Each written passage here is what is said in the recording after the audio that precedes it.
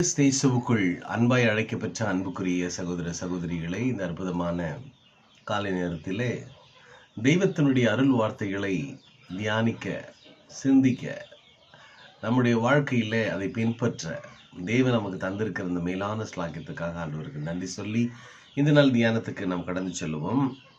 இந்த நாள் சிந்தனைக்கு எடுத்துக்கொள்ளப்பட்ட கர்த்தருடைய வார்த்தை 2 சாமுவேலின் புஸ்தகம் 2ஆம் அதிகாரம் 3வது வசனத்தை இன்றைக்கு நாம் பார்க்கலாம். 4:2 வசனம். அன்றியும் தன்னோடு இருந்த மனுஷரையும் ஒரு குடும்பங்களையும் கூட்டிக் கொண்டு போனார்கள், குடியேறினார்கள். அப்பொழுது யூதாவின் மனுஷர் வந்து அங்கே தாவீதை யூதா வம்சத்தாரின் மேல் ராஜாவாக அபிஷேகம் பண்ணினார்கள். கீலேயாத் தேசத்து யாபேசின் மனுஷர் சவுலை அடக்கம் பண்ணினவர்கள் என்று அவர்கள் தாவீதுக்கு அறிவித்த போது ஒரு சம்பவங்கள் நடக்கிறது. இந்த 2 சம்பவத்தையும் இன்றைக்கு நாம் தியானிக்க தேவன் நமக்கு கிருபை செய்தார். என்ன அப்படின்னா, அதுல என்ன தேவனை குறித்த அறிவு இருக்குதுன்னா, வாழ்க்கையில ஒரு மனிதன் அபிஷேகம் பண்ணப்படுகிறான், ஒரு மனிதன் அழிவுக்குள்ளாக போகிறான். அடக்கம் பண்ணப்படுகிறதும் அபிஷேகம் பண்ணப்படுவதும் நாம் சிந்திக்க வேண்டிய ஒன்று. உங்க வாழ்க்கையிலே நிறைய விஷயங்கள் அடக்கம் பண்ணப்பட்டிருக்கிறது, நிறைய காரியங்கள் அபிஷேகம் பண்ணப்பட வேண்டும் என்பதை நாம் உணரணும். சவுல் அடக்கம் பண்ணப்படுகிறார், தாவீது அபிஷேகம் பண்ணப்படுகிறார். இந்த வார்த்தை நம் வாழ்க்கையில மிக முக்கியமான ஒரு மாற்றங்களை ஏற்படுத்த வல்லதாக இருக்கிறது. அபிஷேகம் அப்படின்னாலே தாவீதுக்கு அவனுடைய தகுதியின் அடிப்படையில் அல்ல, தேவன் தீர்மானித்த தீர்மானம், அவர் அழைத்த அழைப்பு. ரோமர் 11ஆம் அதிகாரம் 29வது வசனத்திலே சொல்லப்பட்டிருக்கிறபடி அவர் அழைத்த அழைப்புகளும் அவர் கொடுத்த அந்த வரங்களும் மாறவே மாறாது. அவருடைய கிருபைகளும் அவர் தந்திருக்கிறதான வரங்களும் ஆசீர்வாதங்களும் அவர் திரும்ப எடுத்துக் கொள்வதில்லை என்று புதுமொழிபெயர்ப்பில் நாம் வாசிக்கிறோம். தேவன் ஒரு முறை கொடுத்தால் அதை திரும்ப எடுக்கிறவர் அல்ல, அவர் கொடுக்கிறவர் மட்டும்தான். இந்த உணர்வு நமக்கு வேண்டும். நான் அபிஷேகம் பண்ணப்பட்டவன். கிறிஸ்தவன் அப்படின்னாலே அனாயிட்டட் பர்சன், அபிஷேகம் பண்ணப்பட்டவர்கள் தான். கிறிஸ்து என்றால் அபிஷேகம் பண்ணப்பட்டவர் என்று பொருள். என்ன அபிஷேகம்? ராஜ அபிஷேகம், ஆசாரிய அபிஷேகம். நிரந்தரமானதா? இல்ல ஒரு 5 வருஷம் மட்டும்தானா? அப்படி எல்லாம் கிடையாது. எப்படி மெல்கிசேதேக்கு முறைமையின்படி அவர் ராஜாவாக, அவர் ஆசாரியராக அபிஷேகம் என்னென்றைக்கும் இன்றைக்கு நிலைத்திருக்கிறாரோ, அதுபோல தேவன் யூதா கோத்திரத்திலே நம்மை ஆளும்படியே வந்த யூத ராஜசிங்கம், யூத குல ராஜா, நம்ம எல்லாரும் ராஜாவாக, எப்படி யூத குலத்திலே ஒரு தாவீதை அரசனாக நிலைநாட்ட வந்தாரோ, திரும்ப எடுப்பித்து கட்டினாரோ, அதுபோல நம்மை கட்டும்படியா ராஜாவாக அபிஷேகம் பண்ணியிருக்கிறார், ஆர்டினேஷன் பண்ணியிருக்கிறார். வெளிப்படுத்தல் 1:6 அப்படித்தன்னை சொல்லுகிறது. நம்மை அன்பு கூர்ந்து நம்முடைய பாவங்களெல்லாம் நம்மை கழுவி நம்மை ராஜாக்களும் ஆசாரியர்களுமாக ஆக்கி இருக்கிறார், ஆர்டினேஷன் பண்ணி இருக்கிறார் தேவன்.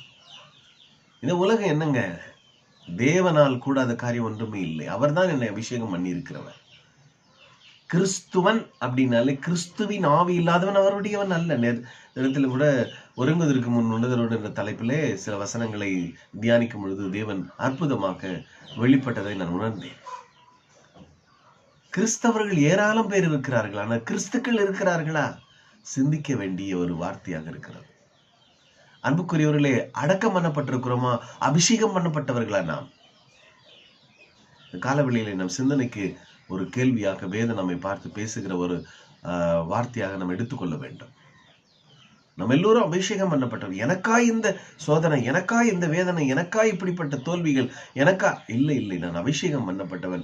எல்லாவற்றிலும் ஜெயம் பெற, எல்லாவற்றிலும் அமைதியை நான் நிலைநாட்ட, எல்லாவற்றிலும் ஒரு சமாதானத்தை பெற்றுக்கொள்ள, எல்லாவற்றிலும் தெய்வீக அன்பை வெளிப்படுத்த, நற்கிரியைகளில் வெளிப்படுத்த. கிறிஸ்தவ வாழ்க்கை என்பது என்ன என்பதை வேதம் சொல்லுகிற அந்த குணநலன்களை வெளிப்படுத்துகின்ற ஒரு வாழ்க்கை. அன்புக்குரியவர்களே, தாவீது கிட்ட நிறைய குணங்களை நான் பார்க்கிறேன். இந்த வேத பகுதிகளில் நமக்கு ஒரு சாட்சி ஆகமங்களாக தேவன் எழுதி வைத்திருக்கிறார். நடந்து முடிந்தாலும் இந்த சாட்சி ஆகமத்தை வேதம் சொல்லுகிறது. ஏசாயா 8:20 சாட்சி ஆகமத்தையும் வேதத்தை என்ன பண்ணணும்? கவனிக்கணும். கவனித்தால் விடியற் காலத்து வெளிச்சம் வரும். நமக்கு அபிஷேகம் பண்ணப்பட்டவன் நான். உங்க வாழ்க்கையில விடியல் வந்துருச்சுங்க. எல்லா சூழ்நிலையும் மாறிவிட்டது, சமாதானம் வந்து விட்டது, ஐஸ்வர்யம் வந்து விட்டது, என்னுடைய எல்லா விதமான மாற்றங்களுக்கும் ஒரு பதில் கிடைத்து விட்டது. வேதம் அப்படித்தான் நம்மை பார்க்கிறது. நம்மை பார்த்த ஒவ்வொரு நாளும் பேசிக்கொண்டே இருக்கிறது. ஒரு கண்ணாடி நம்மை சீர்படுத்தி, நம்மை சிறப்படுத்தி, நம்மை பலப்படுத்தி, நம்மை நிலைநிறுத்தக்கூடியது. எபிரேயர் 13:20 சொல்லுகிறது, ஆடுகளின் பிரதான மேய்ப்பனாகிய நம்முடைய கர்த்தராகிய இயேசு கிறிஸ்துவை கொண்டு நம்மை ஸ்திரப்படுத்தி, நம்மை சிறப்படுத்தி, நம்மை பலப்படுத்தி, நம்மை நிலைநிறுத்தி, நம்மை ஆசீர்வதித்து வழிநடத்த வல்லவராக இருக்கிறார். உங்க வாழ்க்கை இன்னைக்கு அபிஷேகம் பண்ணப்பட்டதா, அடக்கம் பண்ணப்பட்ட நிலையா? ஒருவேளை இன்னும் கொஞ்ச காலம்தான் நான் அடக்க நிலைக்கு போகிற ஒரு சூழ்நிலை இருக்கு. இல்ல, தேவன் உங்களை உயிர்ப்பிக்க வல்லவராக இருக்கிறார். வார்த்தை ஒரு மனிதனை உயிர்ப்பிக்கிறார். ஏன்னா வார்த்தையிலே ஜீவன் இருக்கிறது. இந்த ஜீவன் உங்களுக்குள்ளே பரிபூர்ணமடைதான் இயேசு இந்த உலகத்துக்கு வந்தார். ஒரு மனுஷன் அழிவை கொண்டு வர வருகிறான், ஒரு சக்தி, இன்னொரு சக்தி உங்களை வாழ வைக்க வந்தது. அதான் ஆண்டவர் சொன்னாரு யோவான் 10:2-8-10, நானும் அவைகளுக்கு ஜீவன் உண்டாயிருக்கும், அது பரிபூரணப்படவும் வந்தேன். அவருடைய பரிபூரணத்தினாலே நாம் கிருபையின் மேலே கிருபை பெற்றிருக்கிறோம். எல்லாம் முடிந்தது என்றவர் முடித்திருக்கிறார். சகலமும் அவருக்குள்ளே இருக்கிறது. அவருக்குள்ளே அசைகிறோம், பிழைக்கிறோம், இருக்கிறோம்.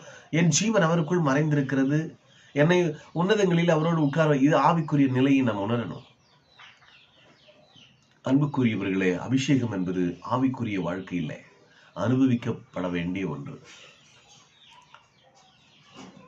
இந்த உலகத்தின் தண்டனை ஒரு நாள் எல்லாருக்கும் உண்டுதான், மரணம் உண்டுதான்.